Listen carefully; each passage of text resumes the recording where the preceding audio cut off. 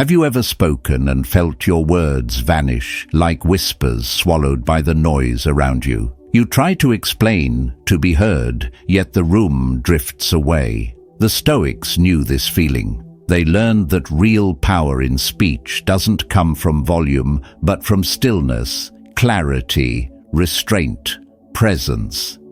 So what happens when you master that silence within your voice? Stay close.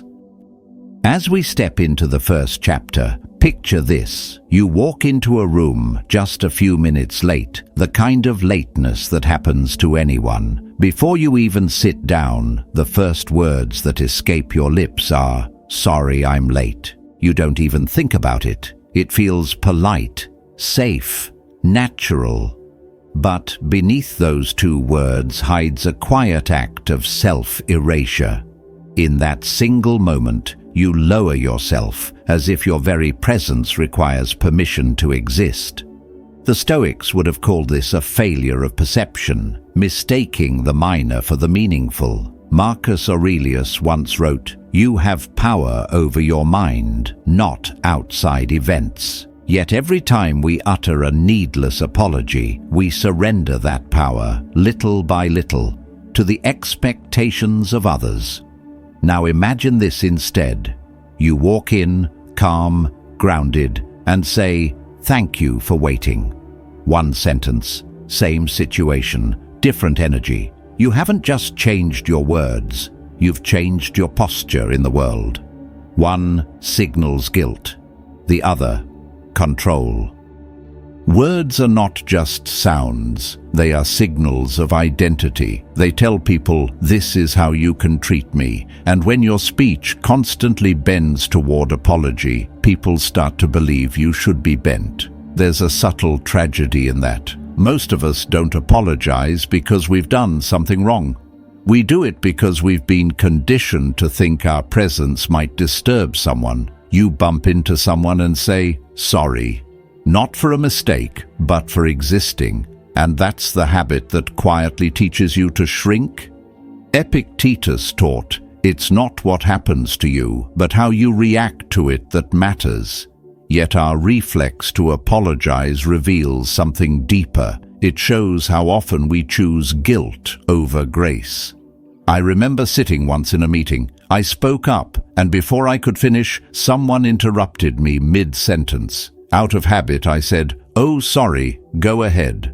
But as soon as I heard myself, I froze.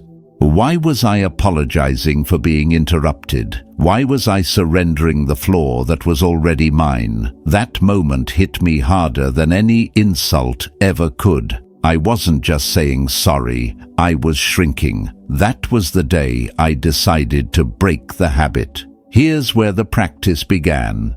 Before each apology, I asked myself, did I truly do something wrong? Most times the answer was no, and when the answer was no, I changed the script. Instead of "Sorry for bothering you," I said, "Do you have a moment?" Instead of "Sorry, can I add something?"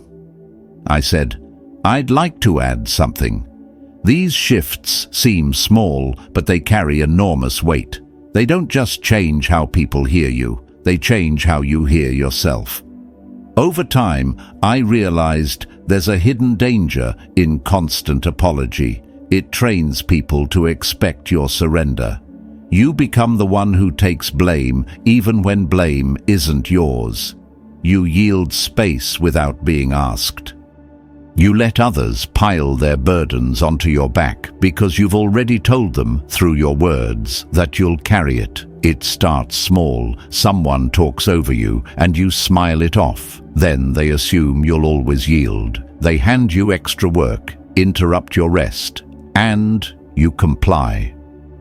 Because you've taught them that your boundaries are optional, but respect begins where apology ends. Picture this.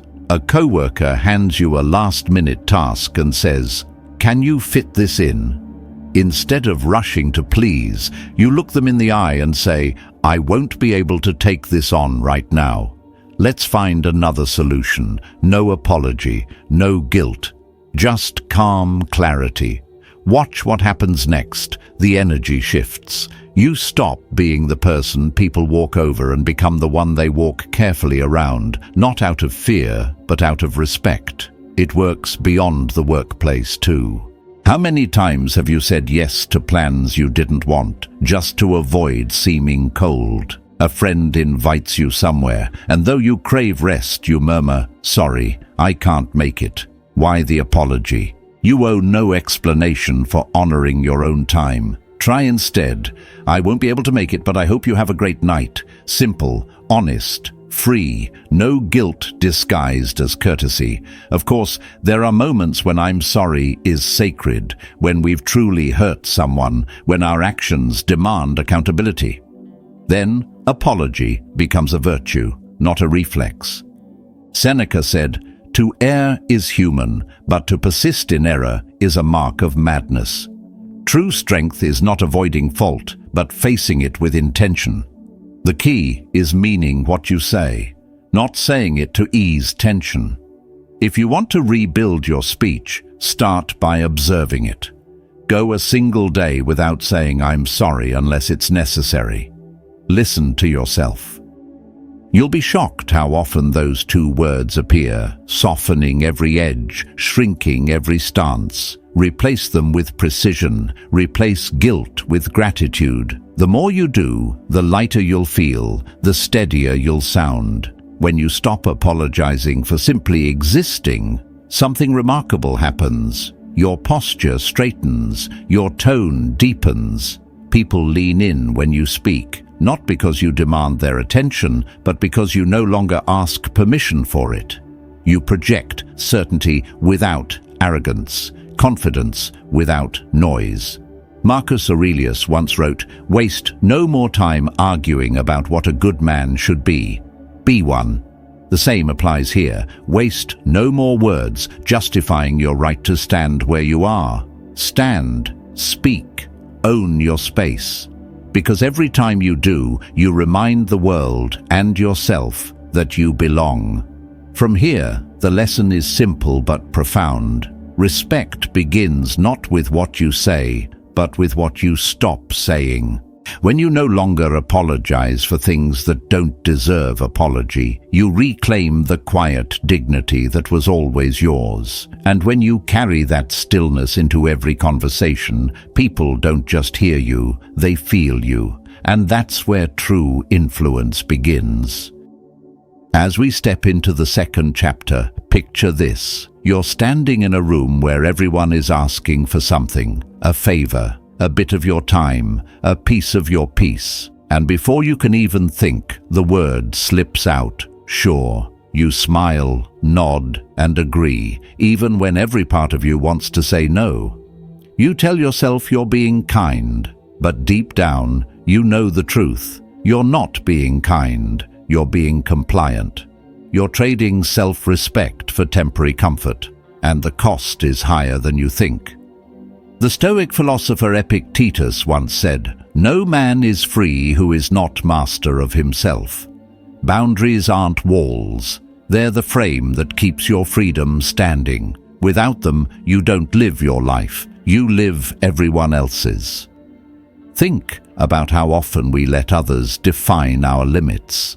A coworker drops a task on your desk at the last minute, and though your body aches for rest, you say yes. A friend calls you to vent late into the night, and though your mind is heavy, you keep listening. You tell yourself it's compassion, but what it really is fear. Fear of disappointing, fear of seeming cold, fear of losing approval. I know that fear. For years, I mistook compliance for goodness. I said yes to things I didn't want, just to keep the peace. Once, a friend asked me to help them move. My weekend was packed. I needed that time to breathe, to reset. But I said yes anyway, because I didn't want to seem selfish. The moment I hung up the phone, a knot tightened in my chest. I spent that entire weekend exhausted and resentful, not at them, but at myself. Because I realized something profound. Every time I said yes to something I didn't want, I was saying no to something I deeply needed. My rest, my clarity, my energy. From that moment on, I made a quiet vow. If it's not a true yes, it's a no. It wasn't easy. At first, saying no felt like breaking some unspoken rule. But with time, I began to see it for what it was, a practice of discipline, a stoic exercise in self-mastery. Marcus Aurelius once wrote, "The soul becomes dyed with the color of its thoughts." Every time you communicate that your needs don't matter, the world believes you. You teach people how to treat you by how you treat yourself. If you constantly yield, you'll find yourself living a life that doesn't belong to you. Boundaries are like breath, controlled, steady, essential. But with practice they grow firm. Start small. If a friend invites you somewhere and you don't feel like going, don't say, "I'd love to, but I'm busy." Just say, "I'm staying in tonight." No justification, no guilt. The Stoics taught that explanation is often a disguise for shame. You don't owe anyone a dissertation on your decisions. A simple truth spoken with calm conviction carries more weight than 1,000 excuses. Here's the paradox. When you finally start setting boundaries, some people will get angry. Not because you've wronged them, but because you've stopped feeding their comfort. They've grown used to your compliance, and your strength feels like betrayal. Let them be uncomfortable. You are not responsible for other people's expectations. Seneca said, "He who fears he shall suffer already suffers what he fears." Stop suffering twice, once by overcommitting, and again by regretting it. I used to believe that saying no would make people like me less. The opposite happened. The more I respected my time, the more others respected it too. When I stopped explaining myself, my words gained gravity. When I stopped rushing to please, my presence became stronger. It's strange how peace begins to expand when you stop giving it away. You become anchored, not swayed by every demand or opinion. People start noticing that your yes actually means something because your no finally does. Boundaries are not selfish, they are sacred. They are the invisible lines that protect your mind from chaos and your heart from exhaustion. The Stoics didn't build their philosophy on pleasing others. They built it on mastery of self. And self-mastery begins with the courage to say, "This is where I end and the world begins." In time, you'll see that boundaries don't push people away. They reveal who was never meant to stay. The ones who value you will adapt. The ones who only valued what you gave will drift. Let them. Your job isn't to be available to everyone, it's to be true to yourself. Because a life without boundaries isn't kindness, it's surrender. So start small, speak your limits calmly, hold your ground, don't over-explain, don't shrink to make others comfortable. Remember, the Stoics didn't chase approval. They stood rooted in principle, even when the world misunderstood them. That's where freedom lives, not in being agreeable, but in being authentic. At this stage, something shifts. You realize respect is not something you demand, it's something you demonstrate. You teach the world how to treat you by how you treat your own peace. And once you learn to guard it, you'll notice something miraculous. The noise fades, the pressure eases, and your presence begins to command quiet respect. From here, we step into the next discipline, the art of silence, and how mastering the pause can give your words the power to move the room without ever raising your voice. As we step into the third chapter, imagine a quiet room. You've just finished speaking, but before your final word even lands, someone rushes to fill the silence. Their voice spills over yours, fast, nervous, unanchored. Most people do this. We've been trained to fear silence, to treat it like a void that must be filled. But the Stoics knew better.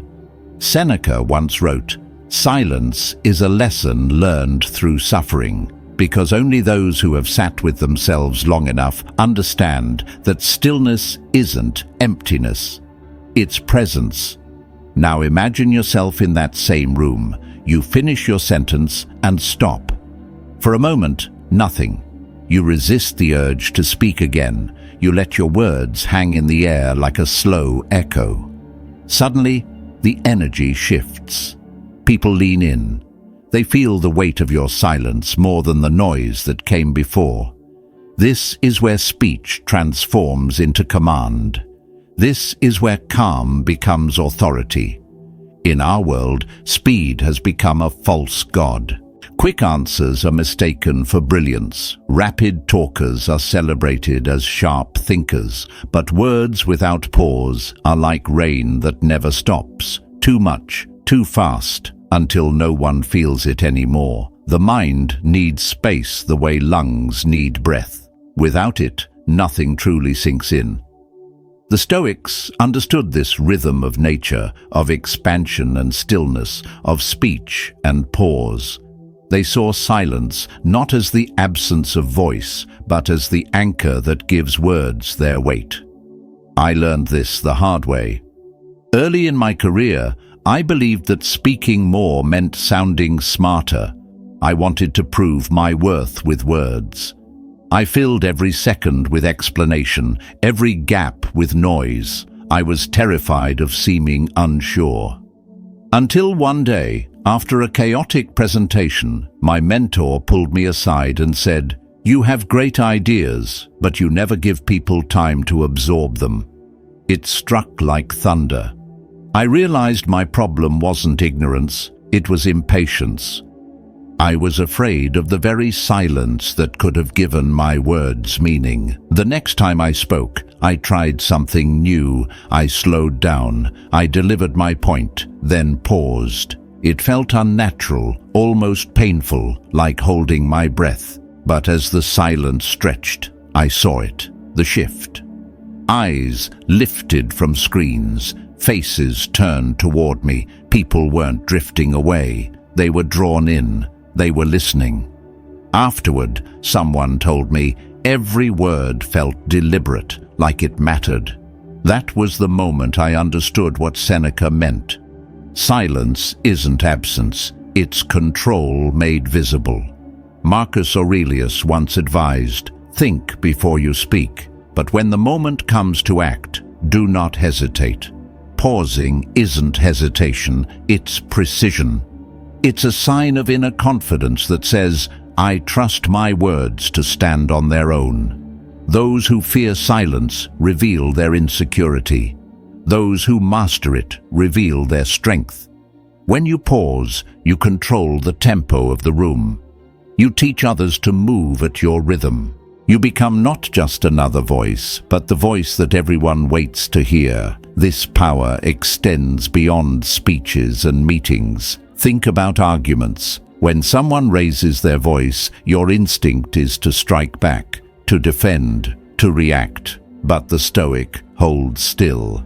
He pauses. He lets the other's anger echo into the silence until it collapses under its own weight. That moment of stillness breaks the pattern. It shifts the power dynamic. While others burn with emotion, you remain composed, deliberate, unshaken. You do not let the storm dictate your movement. You become the mountain that the wind cannot move.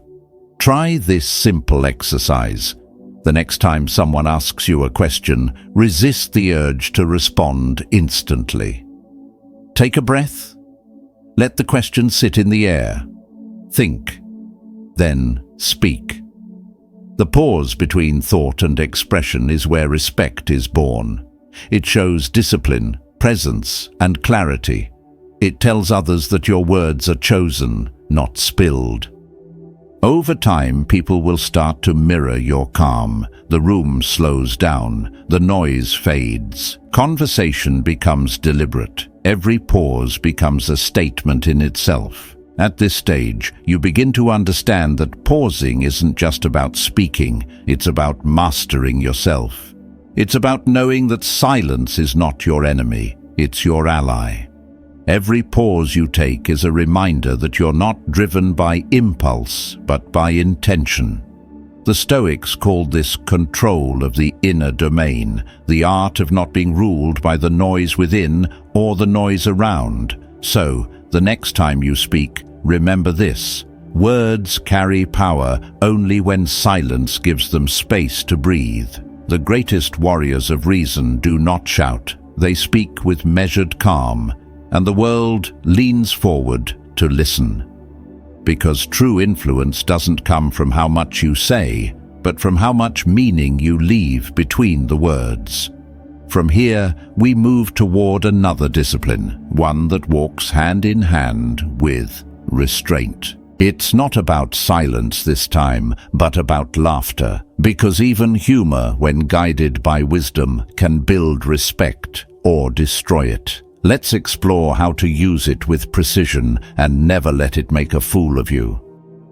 As we step into the 4th chapter, imagine a crowded room where everyone is trying to sound clever. Laughter fills the air, loud, constant, hollow. At first, it feels alive, but listen closely and you'll sense it. Something's missing. Beneath the noise, there's no depth, no gravity, just the echo of people performing to be liked. Seneca once wrote, "Laughter should not be abundant, nor should it be absent. There is a time for everything." The Stoics understood that humor, like fire, can warm or burn, depending on who holds it. Now imagine you're in that same room, about to speak.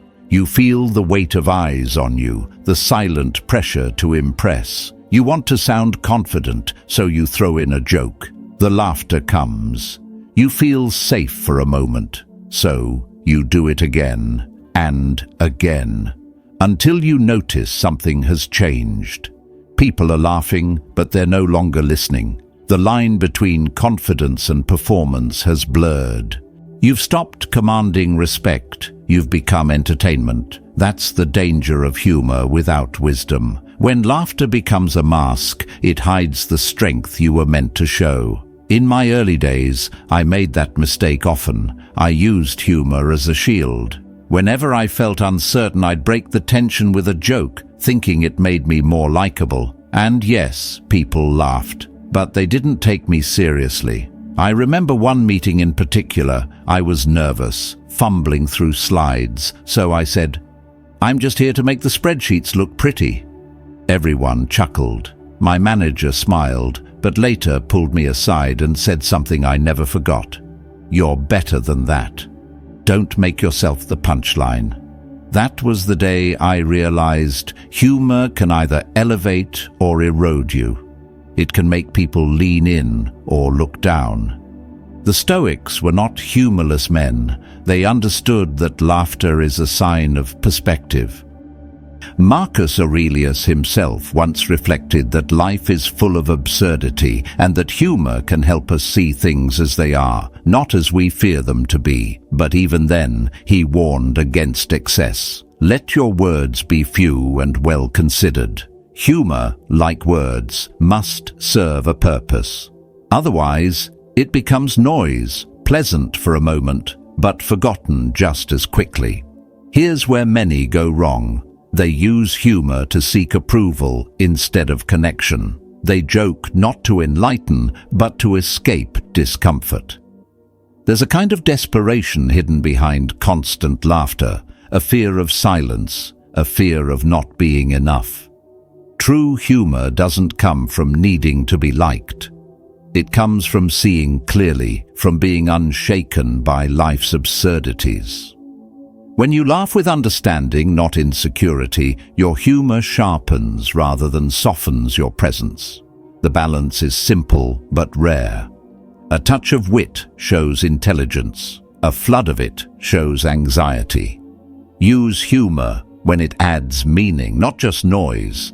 Let it release tension, not respect. The Stoics believed that moderation, sophrosyne, is the key to virtue. It's the art of staying centered in all things, even in laughter.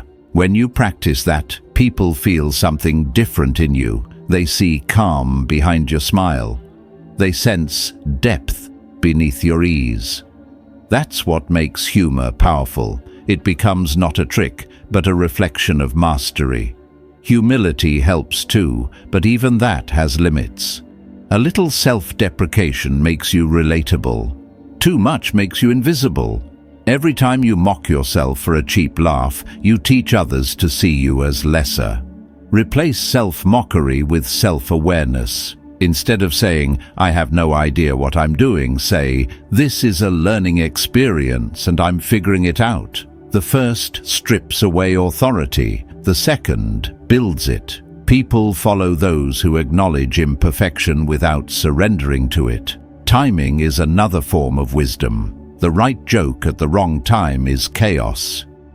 The right joke at the right moment is clarity. A pause before a joke turns laughter into relief, not noise. Even the great Stoics knew that levity has its place. It breaks tension, reminds us of perspective, and humbles our pride. But it must never replace intention, because once humor becomes your crutch, your words lose their spine. Sometimes the most powerful thing you can do is resist the urge to be funny. Just be present. If you're uncomfortable, breathe.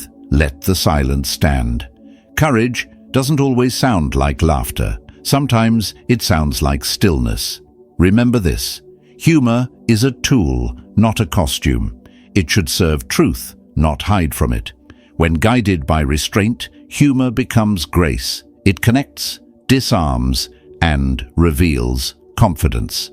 But when driven by fear, it becomes noise, eroding the dignity you've built. So, as we step away from this chapter, carry this lesson forward. Speak with warmth, but never at the cost of your weight. Smile, but don't perform. Laugh when it fits, not when it fills a void. The Stoic doesn't seek to entertain, he seeks to enlighten. And when you master that, you become not the clown in the room, but the calm center everyone turns toward. From here, we enter the next threshold, one that tests your integrity, not by what you say, but by what you refuse to say. It's time to confront a quieter enemy that kills respect faster than foolishness ever could: gossip. As we step into the 5th chapter, imagine this. You walk into a room and feel the air buzzing, not with purpose, but with whispers. Words dart like shadows, half-truths disguised as concern, opinions traded like currency. It feels harmless at first, just small talk. A shared smirk, a story about someone who isn't there. But what begins as curiosity soon rots into something heavier. The Stoic Epictetus once said, "If you wish to improve, be content to be thought foolish and stupid." In other words, if preserving your integrity means stepping away from gossip, let them misunderstand you.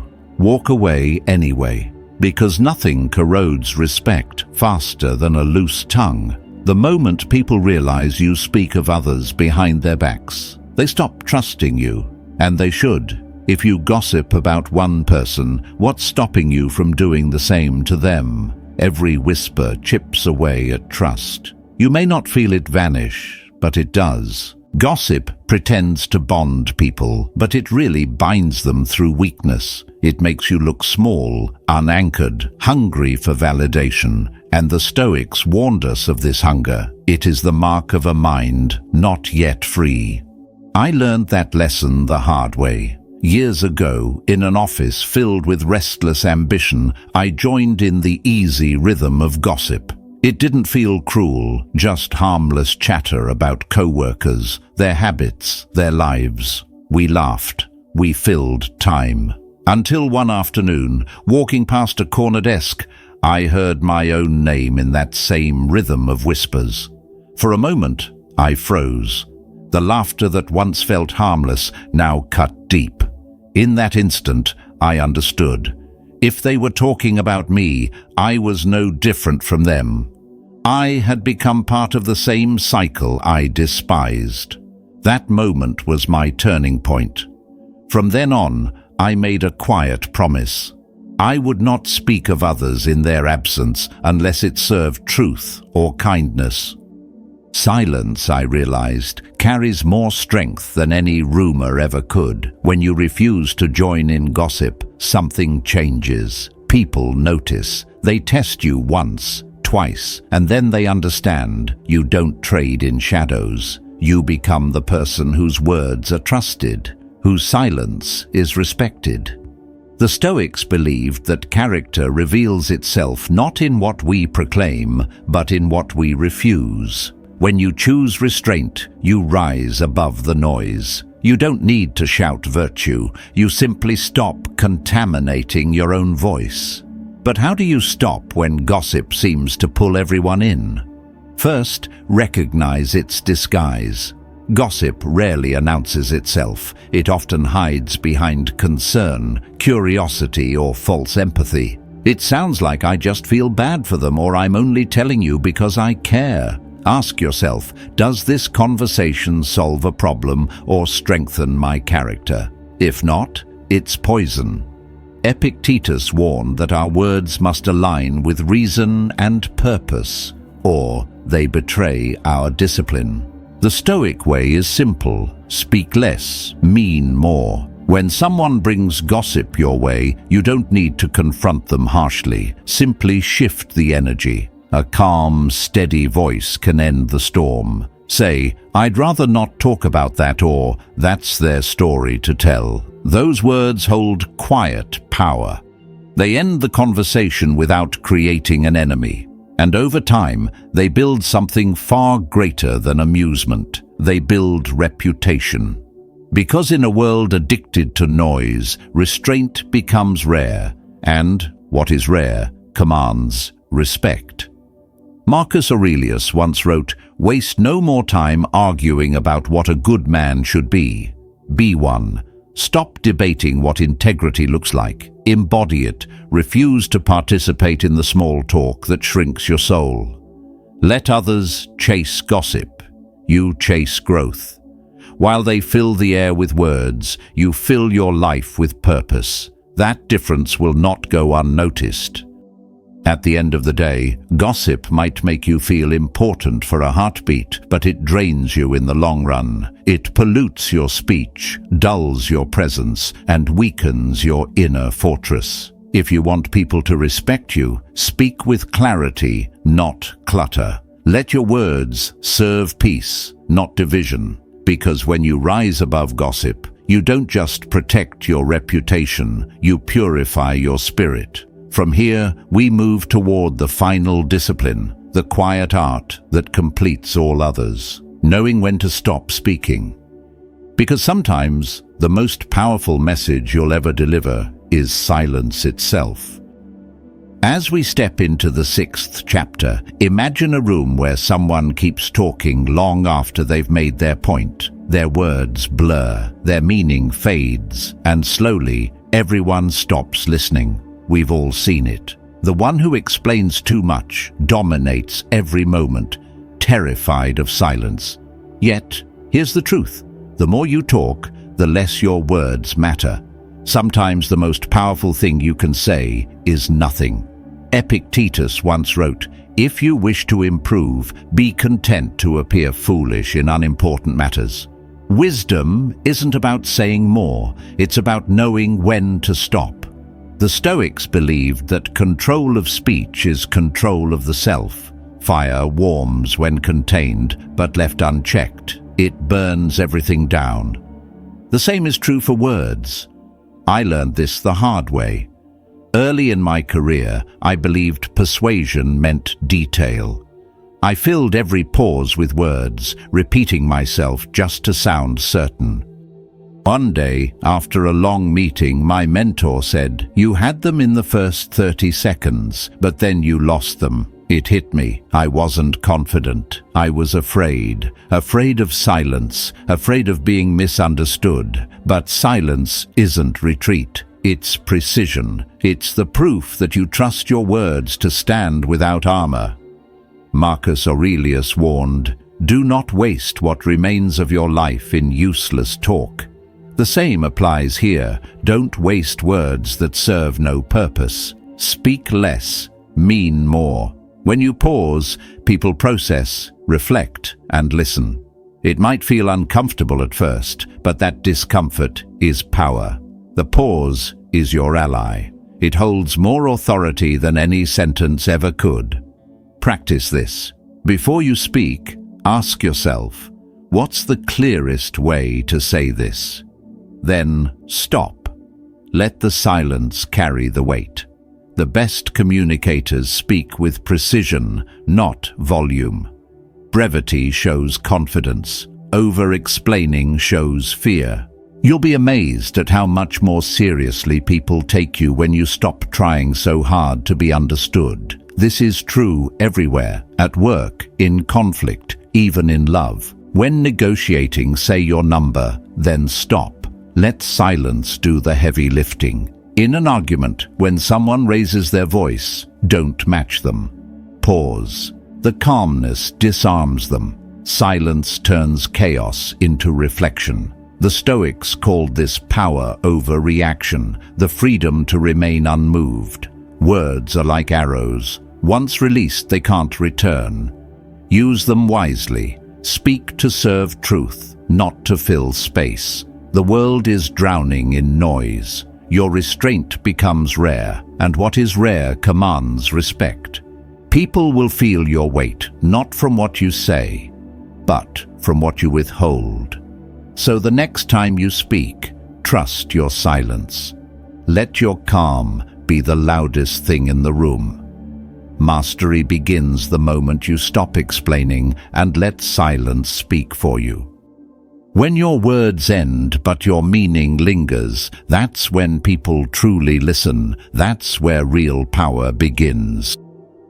Now that we've walked through each principle, let's pause and bring it all together. True respect isn't something you demand. It's something you emanate through the way you carry yourself, the way you speak, and the way you choose silence when others waste words.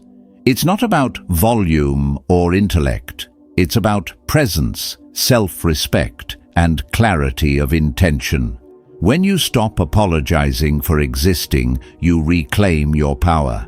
When you set clear boundaries, you teach others how to meet you with respect. When you master the pause, your words gain weight. When you use humor with wisdom, you build connection without losing credibility.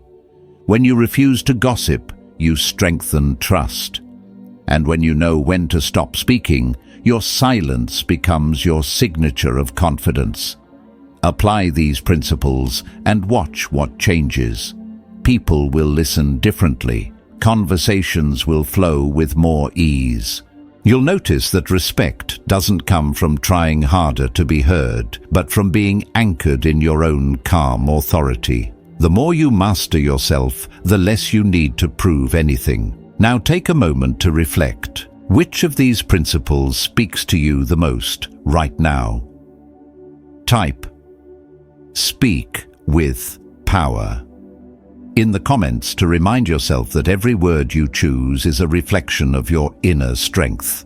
If this message resonated, subscribe so you can keep sharpening your calm, your discipline, and your voice. Each lesson ahead will take you deeper into the Stoic art of influence, where your words no longer chase attention, they command it. Stand tall. Speak with purpose. Let silence be your ally. The world respects the one who speaks less, but means more. Your next step begins in stillness. Stay ready.